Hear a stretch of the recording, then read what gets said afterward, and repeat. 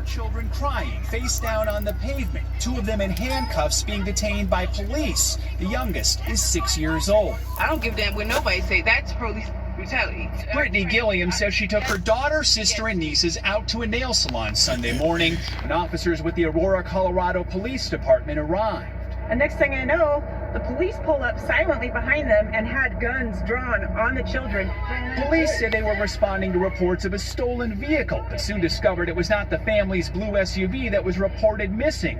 Rather, it was a motorcycle with the same license plate number from a different state.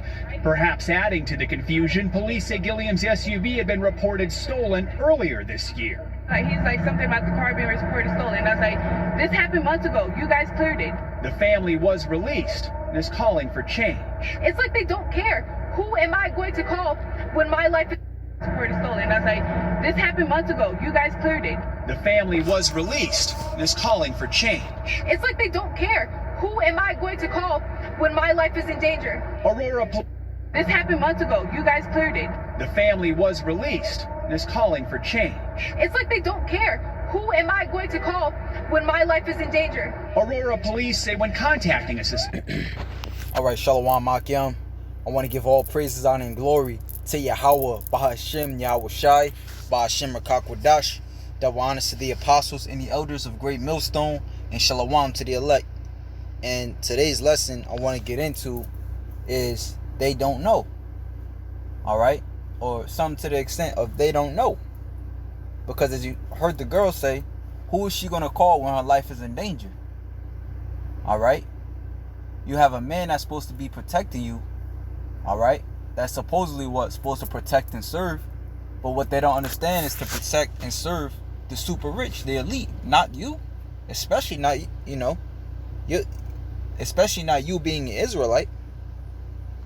And our people don't understand that they're under the curses.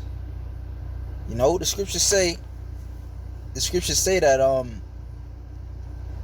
cursed shall I be when I goeth in, and cursed shall I be when I cometh out. You know, scriptures say cursed shall I be in the field. The scriptures say the heaven that is above thee shall be as iron, and earth beneath thee as steel, something to that extent. All right. So whether you want to believe it or not, the curses are upon you. All right. So let's answer that question for her. Who can she call? All right, because obviously you can't call on your oppressor. Okay. And the scriptures say, an enemy cannot be hid in the day of adversity. Here it is. Our people are getting shot down, killed. And guess who's on the forefront? The so-called white man. So it's obvious, that's your enemy. All right, but I got a few precepts on how the Lord said Israel has not known him. All right, so this is Isaiah 45.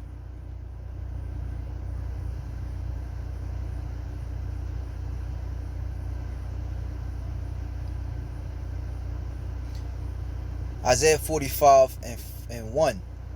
Thus saith Yahweh to his anointed, to Cyrus, whose right hand have I holden, to subdue nations before him, and I will loose the loins of kings, to open before him the two leaved gates, and the gates should not be shut. And under the Persian king, all right, otherwise known as Cyrus the Great, under him, he basically gave a league to Israel to go and build up the temple again after it was sacked by Babylon.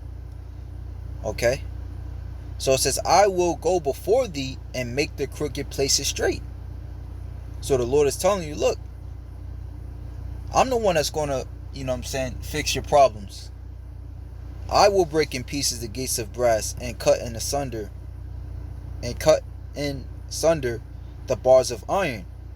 And I will give thee the treasures of darkness, and hid the riches of secret places, that thou mayest know that I, Yahweh, which called thee by thy name, am the God of Israel. The Most High called us his princes. All right, and he called that woman his princesses. Israel in the Hebrew was the Lord gave us being Hebrew Israelites, is Yasharallah, the Prince of the Power. So I'll read that again. It says, and I will give thee the treasures of darkness and hidden riches of secret places, that thou mayest know that I, Yahweh, which called thee by thy name, and the God of Israel, You know, the Most High don't require you to go to a college or a seminar to receive the understanding of this world. All right, he's saying, look, just hey, call upon me. I will give you all of that. You know, but our people give it to Esau. Spend loads of time and money. All right, go into hundreds of thousands of dollars in debt to get the things that the Most High just said that he would give to us for free, just for calling upon him. It says, for Jacob my servant's sake, and Israel mine elect, I have even called thee by thy name. I have surnamed thee, though thou hast not known me. I am Yahweh, and there is none else. There is no God beside me. I girded thee, though thou hast not known me.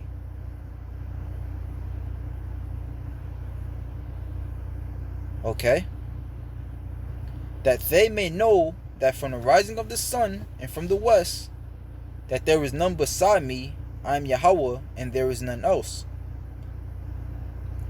It says, I form the light and create darkness. I make peace and create evil. I, Yahweh, do all these things. You see? So, the Lord is the one that, you know what I'm saying, gives you blessings or brings curses upon you. And the curses came upon our people when you read Deuteronomy 28 and I think it's 15 or 14. And 15, 14. Actually, I'll start at 13. And Yahweh shall make thee the head and not the tail. All right? You're going to be ones putting your foot on people's neck, you know, not begging for them to take their foot off of yours. And thou shalt be above only, and thou shalt not be beneath. If that thou hearken unto the commandments of Yahweh thy power, which I command thee this day, to observe and to do them. And thou shalt not go aside from any of the words which I command thee this day, to the right hand or to the left, to go after other gods to serve them. But it shall come to pass, if thou wilt not hearken unto the voice of Yahweh thy power, to observe all his commandments and his statutes which I commanded thee this day, that all these curses shall come upon thee and overtake thee. So here you have a clear example of the Lord bringing you light or him bringing you down into darkness. All right, taking away your name, the understanding. All right, the fame among the other nations, taking away all of that. I'm talking about fame as far as understanding goes. Okay, so let's get some more precepts. Let me see if there's more than that. Let's see.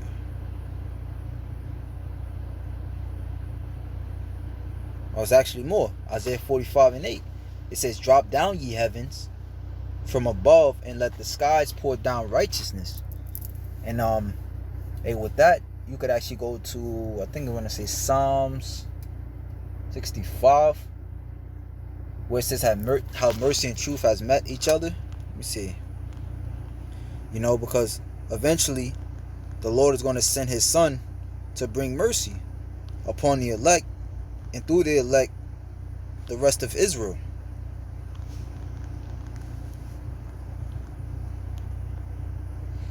That's why he told his disciples he's going to come in Acts the 1st chapter, that he's going to come down the same way he left. You know? No, Psalms 85 and 10, it says, mercy and truth are met together, righteousness and peace have kissed each other. Truth shall spring out of the earth, and righteousness shall look down from heaven. Yea, Yahweh shall give that which is good, and our land shall yield her increase. Righteousness shall go before him, and shall set us in the way of his steps. You know? And man, just reading these precepts out loud, it's a beautiful feeling, man. You know, you go throughout your day just looking at the bullshit you got to go through, you know, at the nonsense of our people. But you read these scriptures, man, and it just brings you back to what we're waiting for, what we're fighting for. And let righteousness spring up. Back at Isaiah 45:8. I'll read it again. It says, drop down ye heavens from above, and let the skies pour down righteousness. Let the earth open, and let them bring forth salvation, and let righteousness spring up together. I, Yahweh, have created it. Okay? So the Most High have created,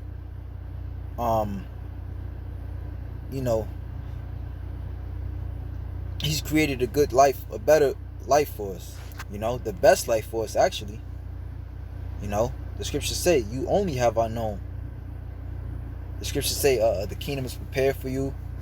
The scriptures speak about good things coming to us. The scriptures even say in Psalms 126, the heathen are going to say, damn, the Lord really looked y'all out. And they got, their lands is, well, not right now, but, they got a, like in Dubai, the heathen Ishmael, they got a nice piece of land. But even themselves, they're going to, in their prideful state, they're going to be like, damn, the Lord really looked them out. So,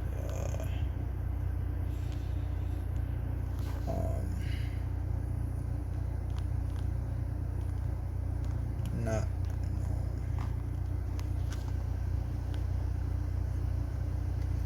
Jeremiah 4:22, it says, for my people is foolish, they have not known me, they are sottish children, and they have none understanding. They are wise to do evil, but to do good they have no knowledge. That's Jake. We do these lessons, we go out there in the highways and hedges, we tell them what it is, and every language they still trying to figure out who they can call on for justice. We'll keep figuring that out, man. We see what that gets you. Like who was that? Elijah, when he basically was laughing at the prophets of Baal because he had them calling their gods and he called on theirs. And I believe he basically made a bet, like, let's see who power will listen and bring down fire from heaven. So it says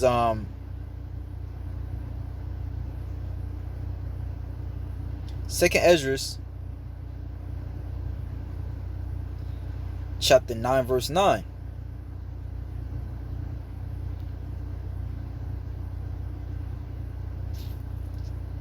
Actually, I'll start at 7. Because it actually this is where it all starts from. And for her to ask that, either she don't know about this truth, which is odd because, the truth is all, it's everywhere. Or she just don't care. All right. But this is 2 Ezra 9:7. And everyone shall be saved from the ultimate destruction, the nuclear missiles. But even prior to that, we're going to be saved from the certain snares, as the scriptures say in Psalms 91. The Lord is going to save us from the snares of the fowler. The fowler is someone who sets trap. That ultimate trap is the RFID chip. Okay, so it's in everyone that shall be saved and shall be able to escape by his works and by faith whereby ye have believed. So we believe that when we call upon Yahweh Shem Yahweh Shai, some way, shape, or form, he's going to get us out of those situations. Shall be preserved. And really, brothers, you don't hear about brothers, in those situations. The Lord be already looking us up. It says, shall be preserved from the said perils, and shall see my salvation in my land and within my borders, for I have sanctified them for me from the beginning. Then shall they be in pitiful case, which now have abused my ways, and they that have cast them away despitefully shall dwell in torments.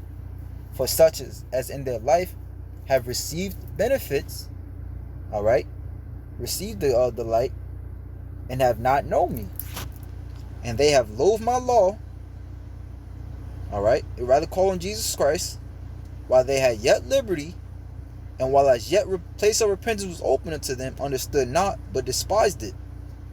The same must know, after The same must know it after death by pain. Okay? So you're going to know, like, damn, I should have, you know what I'm saying? I should have been listening to those guys all along. They not crazy.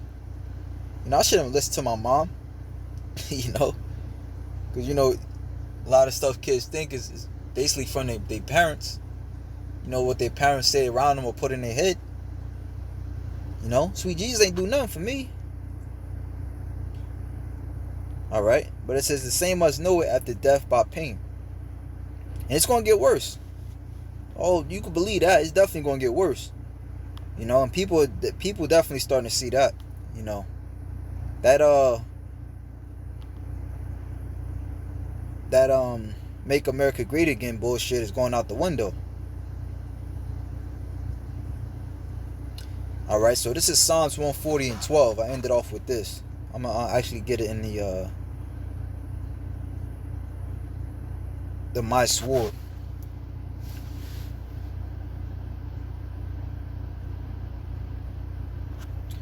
I'll start at 11. Damn, this is a nice curse, man. Let burning coals fall upon them. You know, this is what we be praying against our enemies. You know, because you can't throw curses up on people. You know, and hey, if they was in their right mind, they'd be doing that. You know, but hey, that's you know, another topic for another time.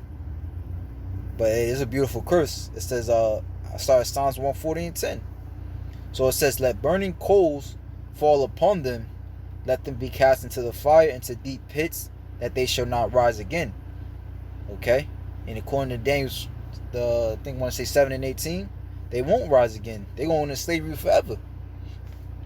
Let not an evil speaker be established in the earth. Esau. Alright? Let's go to Proverbs 6 to figure out who the evil speaker is. Alright? You can turn in the news and figure out who the evil speaker is. Alright? Evil shall hunt the violent man to overthrow him. Alright? You can read the book of Exodus when it say the 12th chapter.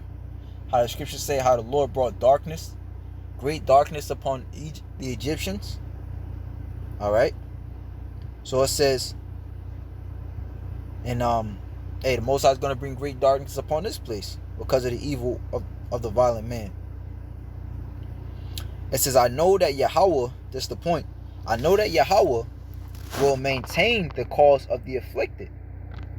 That word maintain is to do, to fashion, to accomplish, to deal, to act with effect, to produce, to prepare, alright, to observe, to celebrate, to appoint, institute,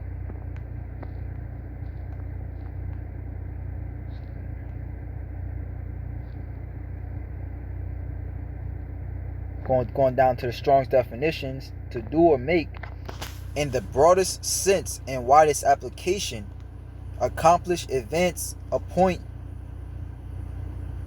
become, bear, bestow, bruise, execute, exercise, you know, sacrifice, serve, set, shoe, thoroughly trim. No, it says thoroughly, okay. Alright, but it says, I know that Yahweh will maintain the cause of the afflicted. Alright, and best believe us of the hopeful light, we throwing curses up on this place, and the Lord is hearing us. Alright, this is who you're gonna call on to solve your issues. We're gonna call in Yahweh Ba'ashim Yahweh Shai. Alright, that's what that word means. Lord in all caps is Yahweh. Alright, and we're gonna call on his son Yahweh Shai. Alright, because the Lord is gonna maintain us. Alright, the Lord is bringing, he had Hurricane Isaiah, you know, along with what? Many other things, man. This pestilence that's hit this earth. You know, that's all the Lord maintaining our cause. You know, and we happy about that. And the right of the poor. Let's look at that word, right. Oh, the judgment. The justice. You know, you scream no justice, no peace. well, the Lord is going to bring justice.